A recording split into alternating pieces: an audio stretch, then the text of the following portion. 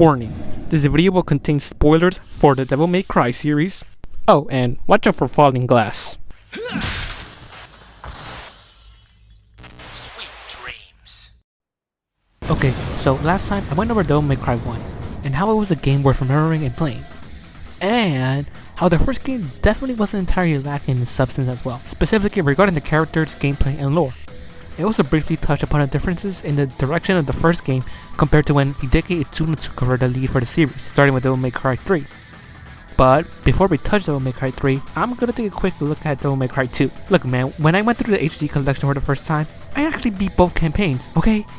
I have to get something out of this. Okay, so DMC 2 is obviously an unfortunate game. It's so barren, dull, and mind-numbing with how nothing the gameplay and the setting is. The game's original director is uncredited, and all we know about the director is that Hideki Itsuno was the game's director for the last 4 months of development. The writers were Katsuya Akitomo, Masashi Takimoto, Shusaku Matsukawa, and the producers were Tsuyoshi Tanaka and Katsuhiro Sudo. Both DMC 2 and DMC 3 were developed by Capcom Production Studio 1, and the final boss at least looks kinda cool.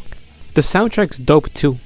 The soundtrack was produced by Masato Koda, Tetsuya Shibata, and Satoshi Ise. Tetsuya Shibata and Kento Hasegawa produced the soundtrack. A few pros for a lot of people, me included, acknowledge is Dante's look, Lucia, and her devil trigger. As for the main villain, Arius, I like his design, I guess. Also, I find it funny how Arius' organization is called Ouroboros. I like the idea of a DMC game commentating on how companies/enterprises can cause unnecessary problems for a lot of undeserving people. It reminds me of Final Fantasy VII, since Arius uses the company as a cover-up for his demon shenanigan. Oh, and in DMC 2, you have access to level select after you beat each character's respective campaign first though.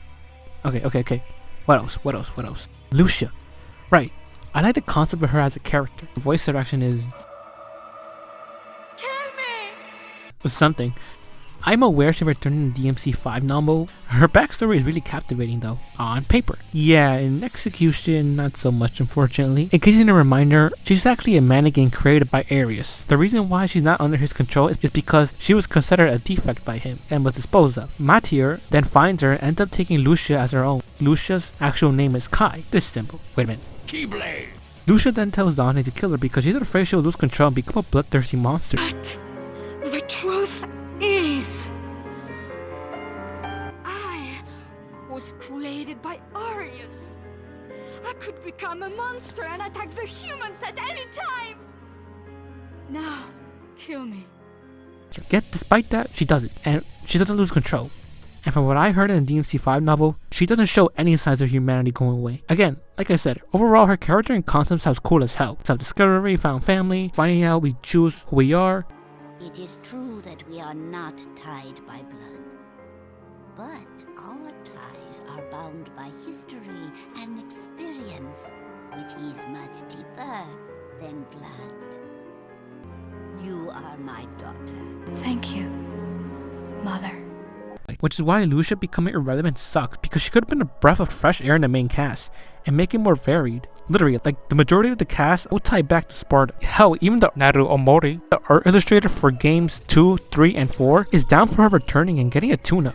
According to the 3142 graphic arts book, I mean, a lot of people, including myself, are down for her returning as well.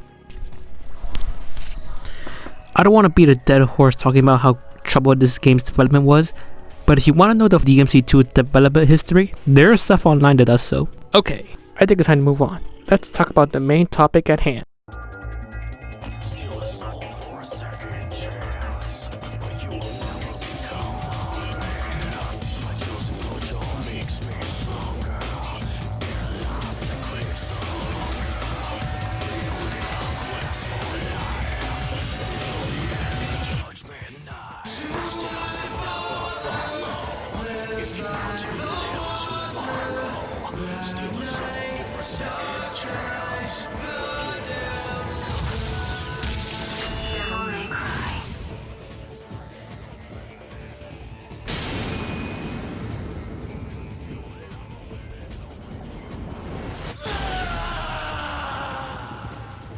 That was the E3 trailer for Devil May Cry 3.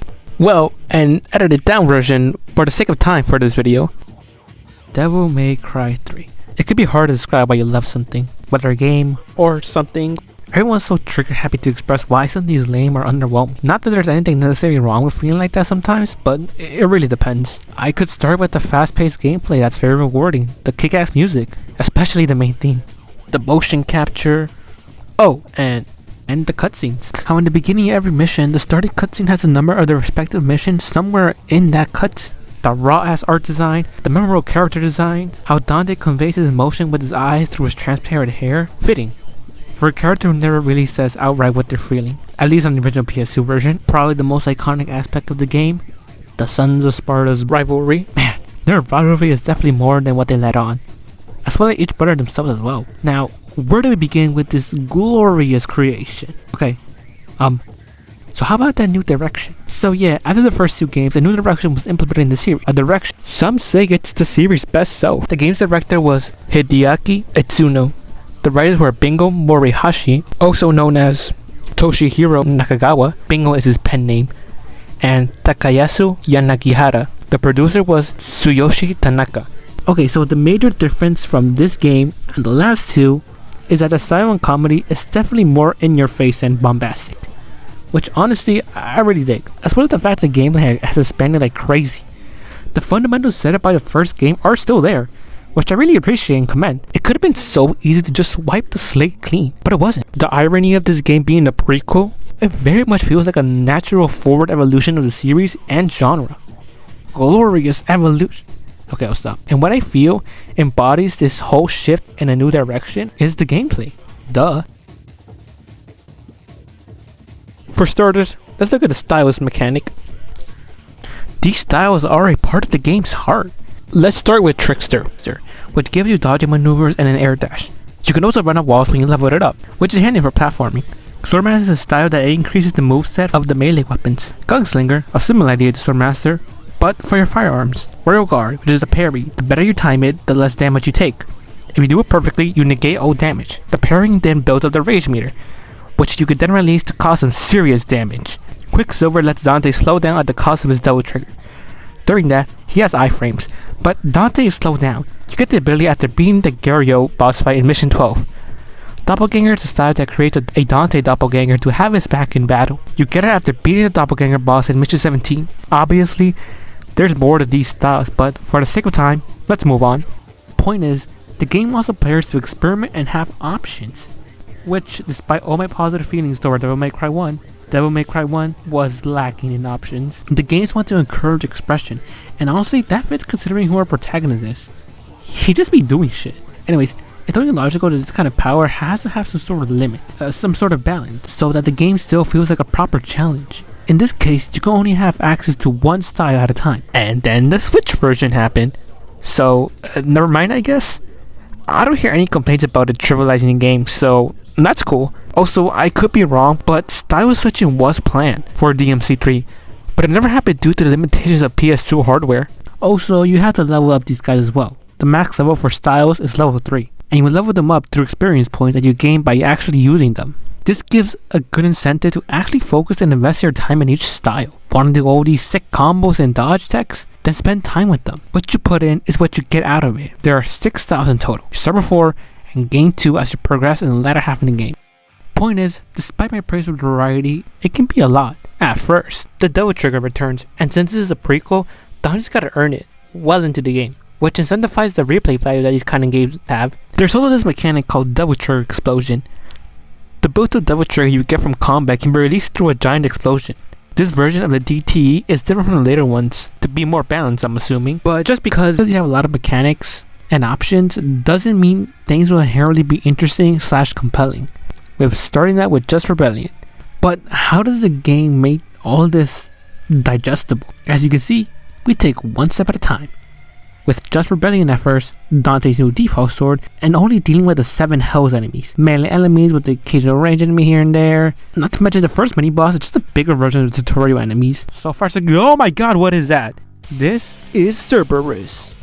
a rite of passage for Devil May Cry fans. This fight really tests newcomers, and subtly affirms my belief that it's most likely for the best to start the series from the beginning, because if you go through DMC 1 beforehand, you probably won't struggle as much as someone who just jumps straight into Devil May Cry 3. If you skip Devil May Cry 1, not only do you have to grapple with the bases that come with the Devil May Cry, not only do you have to grapple with the Devil May Cry-isms, but also all this new stuff that even returning players take a minute to grasp for first time. Of course, this is so under the assumption that the player is someone who hasn't engaged with these kind of character action games, or action games in general, like fighting games. Because for me, the Devil May Cry series was the first time I ever played an action game like this, let alone a game in general. And golly gee, do you never forget your first. Anyways, where did the missions happen this time? Last time, it took place in some weird abandoned town, and then the other time on an island and a mansion that rested there. Well, this time, the game also takes place in one location. Yet, despite that, it doesn't feel like that, you know? Anyways, yeah, this is the Temini Group. It's where the magic happens. And by magic, I mean a gateway to the demon world, and by extension, a demon spawner. Two birds with one stone. What else could you ask for? When it comes to the environment, this, like everything else, is varied. You have your platform section, your puzzles, and secret goodings hiding. And speaking of ranking, double S rank. Something for the real overachievers. Sheesh. Oh, right. I almost forgot about the style ranking during the lows. So like the previous game and game, there's a style rank that hangs out during gameplay. But this time, it is way more refined, by a long shot. So you see, this time the game gives you a higher ranking by actually encouraging variety in your combos and improvisation. And since the controls feel less stiff, I actually want to explore the level, which I end up being rewarded for, in this case with blue orbs. Oh, and the level design is complemented by one style in particular, at least to me, and that style is Trickster. See, if you level up Trickster, you'll be able to do all sorts of exploring with the Wolverine ability you unlock by leveling it up, like using it to get those hard to reach blue orbs that will be a hassle otherwise. The game's mechanics in general really complement one another, and to me, this is what evolves a good game into something greater. Now, more about the tower itself. It's very vertical. You're gonna be doing your fair share of platforming. Now, it is better than the first game.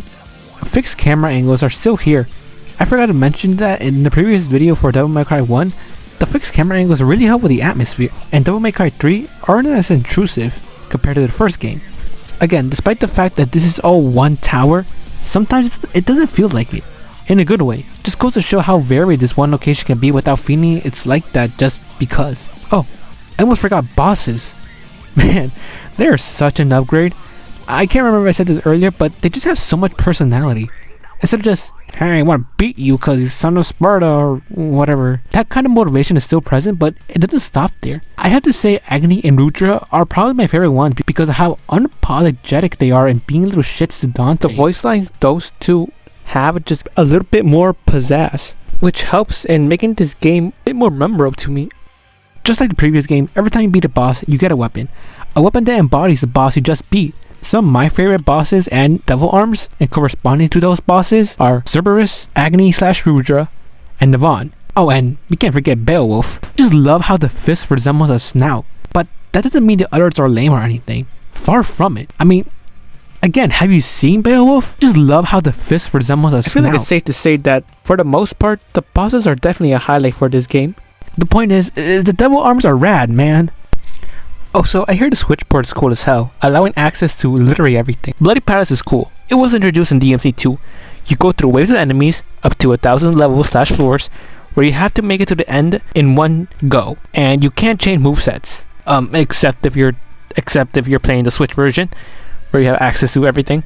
In DMC 3, each portal advances you to a different number, one portal out of 3, and each portal advances you by a different amount of levels or floors, and you get to unlock the super costume for whatever character you use to beat the Bloody Palace with. And in the Switch version, there's also local co-op, so that's neat.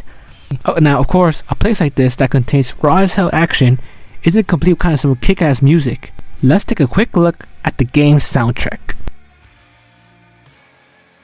Tetsuya Shibata and Kento Hasegawa produced the soundtrack. Shawn Shootie HG McPherson from the band Hostile Groove helped by providing his rough vocals, with David Baker performing the more harmonious vocals. Now, this game marked the start of the series having lyrical songs, not just for the main theme, but for gameplay as well.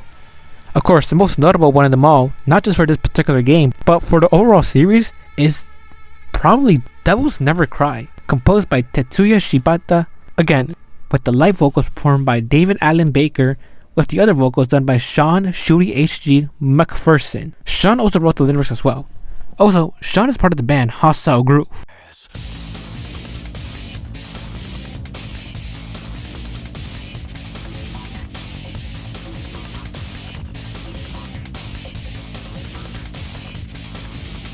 Anyways, the music still slaps, and just like everything else, it reaches the next evolution. It can be badass when it needs to be, or it can be dramatic and tugging at the heartstrings, or sometimes no music at all.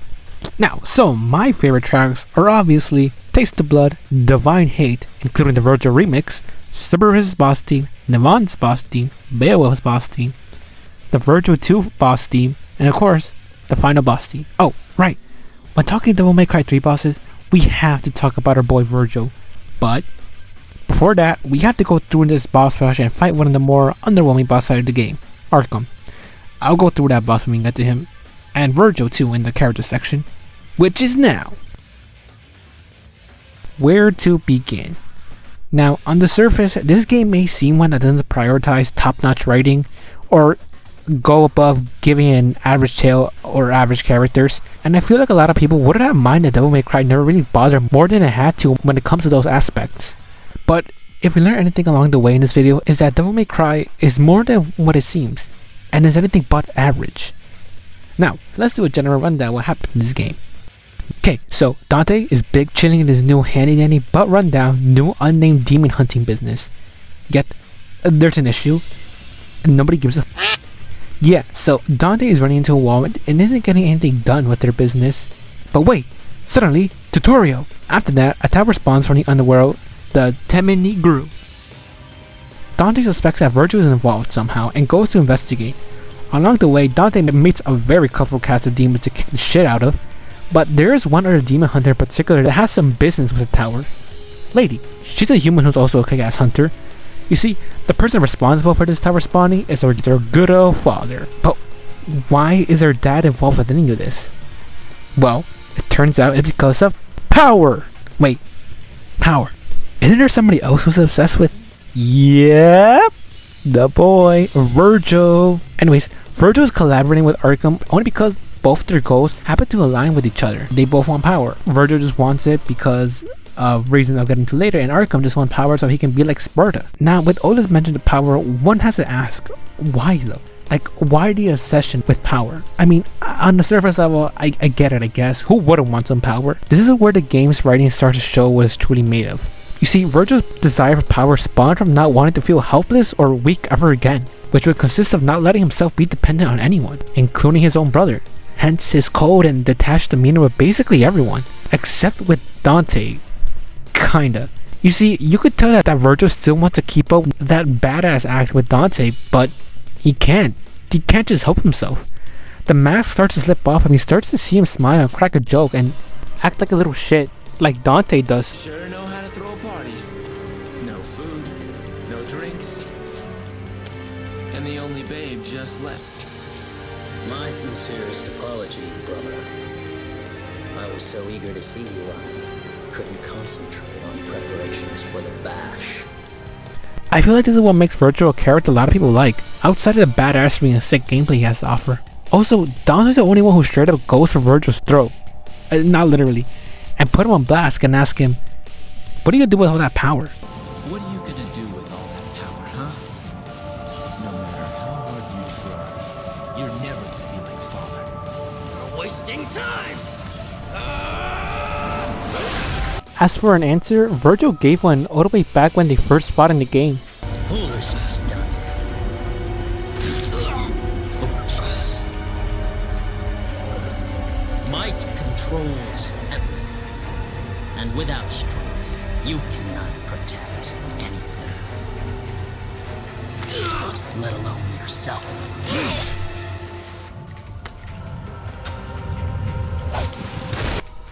Basically, what this beep is trying to say is that he can't ever bear to be vulnerable ever again, so he decided to make it everybody else's problem.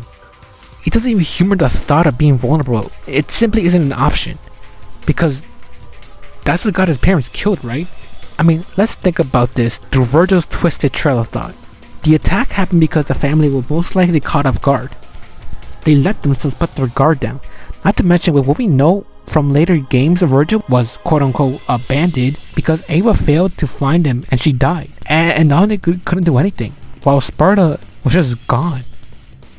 Now, at the time, the explanation we had from Devil May Cry 1 with how Mundus attacked the Sparta family, which would include Vergil, is Dante was said to be the only survivor and that Vergil had died, only for Mundus to then raise Vergil's corpse and turn him to Nilo Angelo and use him to fight Dante. After Dante defeated him, we were made to believe Vergil had finally been put down for good.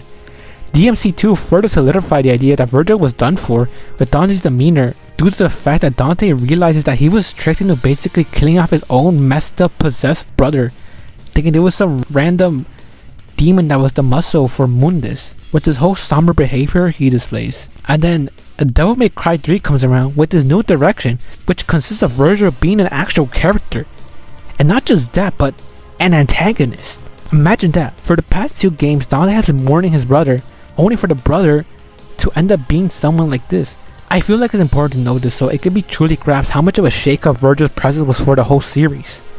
Not just for the series narrative, but also on the gameplay level. Vergil Sparta is clearly a foil for Dante, not just with gameplay, but also on an emotion level. Vergil has only one style in combat, the Dark Slayer. More like the Dork Slayer. He doesn't have a crazy rotating arsenal like Dante to use. He has only 3 weapons and only has his summon sword as his version of firearms.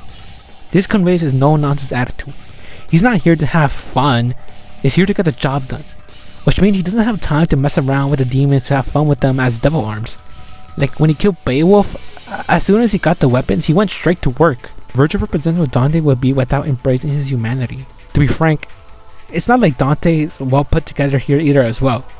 But damn it, he tries. And sometimes that's all what really matters. Anyways, up to this point, we didn't really have a clear picture of what happened that night when the family was attacked through the games. Besides the fact that they were, well, they were just murdered or thought to be murdered. Anyways, up to this point, we really didn't have a clear picture of what happened the night that the family was attacked through the games. Vergil just had a distaste and attachment to things for people that aren't helpful to his path of unlimited power.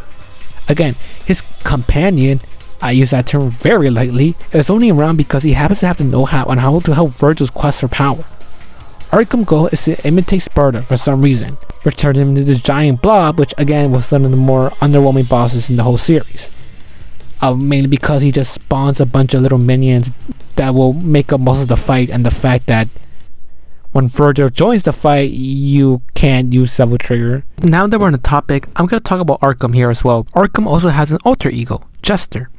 It's a whole plot twist that these two were actually the same person this whole time through the means of, I don't know. It's never elaborated on in game or with outside material like the novels or mangas.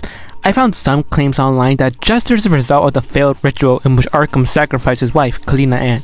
But I haven't seen that statement backed up with any kind of source. Maybe I missed something in game. Also, some folks like to suggest that Jester is probably Arkham's Devil Trigger. Interesting.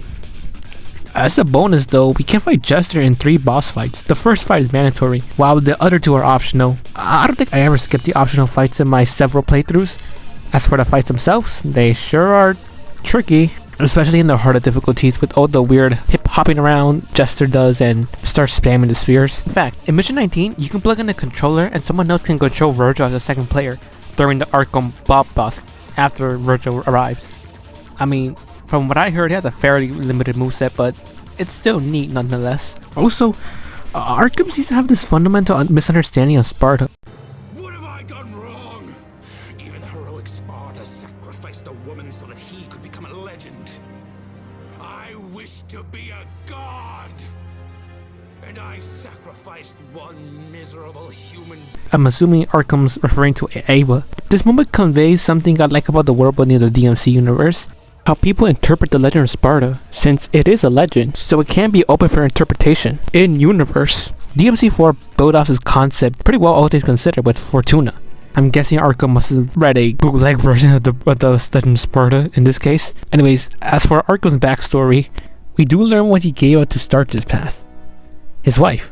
The wife was also a mother to Lady Man, just when you thought the family drama couldn't get better, that shit proceeds to double itself. Families manage to complement one another through a writing standpoint. Lady, in my eyes, can be seen as what human beings are capable of, pushing themselves despite their limits, using ingenuity to get through problems it would take crazy strength to go through, not just physically but emotionally and mentally. How determination and motivation can be one hell of a drug to push on. Now, why is she doing all this? Well, again, as mentioned earlier, Arkham killed his wife, who is Lady's mother. She's here to basically avenge her through killing her dad. A simple criticism I have about all this is that I never really see what the relationship was before everything went to shit. Or at least told. I know when it comes to storytelling we should usually prefer, showing over telling, but sometimes there's not enough wiggle room to do so. But I'm not trying to say that anything we got out of this game's writing is bad. Far from it. I feel like that criticism also applies to Dante and Vergil as well. Thankfully, that got rectified later on, not just with future games, but also tying media like the mangas. And when we're seeing in Devil May Cry 5, Lady explains to Nero that her killing Arkham didn't give her any closure at all, and it's something that she can't come back from. As she says this as a kind of a warning to Nero to make him reconsider killing Vergil. Lady herself is the embodiment when a child is left behind in shambles, who, by all means, shouldn't be able to crawl out of that hellhole. It'd be totally understandable if she just didn't bother. Yet, Lady could give less of a damn about that and pushes through, mowing down through demons like it's nothing. Honestly, if the Cerberus weren't here and it was just Lady focusing on killing Arkham, I could totally see her take him down. Honestly, if the Cerberus weren't there, I could see her totally take down Arkham before Arkham manages to do anything. One thing I do want to point out is I wish we got to see or at least learn about Lady's training. Like, was she self-taught? Did she know someone who could provide these guns? As far as what I could find, there isn't a solid explanation about this. I think I read somewhere that she was comes from a rich family or something like that, which is why she's able to afford all these weapons. And to make this sting even more, with the tie-in Devil May Cry 3 manga, there were plans for a volume to be dedicated about the questions I have, such as who Lady was as Mary, and how her mom died. Most likely how that ended up causing Mary to become Lady. It might have explained some stuff about Arkham and Jester to an extent. The manga was probably going to be most likely about how Lady losing her mother made her go from Mary to Lady. But the point is, Lady is cool and well thought out, and so is every important character in general. Now who's left? Dante. Man, ain't you a funky fella. Going around talking about how much you don't care, when in reality, you care so much. You are losing the I don't give a f**k war big time, and that's what I like about him. You see, Dante is not a simple protag. The inner machinations of my mind are an enigma. Nah, but for real, it's obvious that this whole wisecracking funny self is not only because that behavior leads to having a crazy time, but also because it's how he copes with what he goes through. It's understandable he likes it because he doesn't really have anyone in his life at this point, except for the memory of his mother. And this was before we learned from Devil May Cry 5 their last moments together where Ava sacrificing her safety for her family by going back into the fire to find Vergil after saving Dante. I'm trying to go through this game through the lens up to the year when the special edition version came out, when all we had was just the 3 games and a few tie-in stuff. Dante, this whole time, gives us the impression that he's too cool for school. In this case, the school being about emotional issues. It's subtle, but Dante is also going through it, and gets put through the gutter emotionally.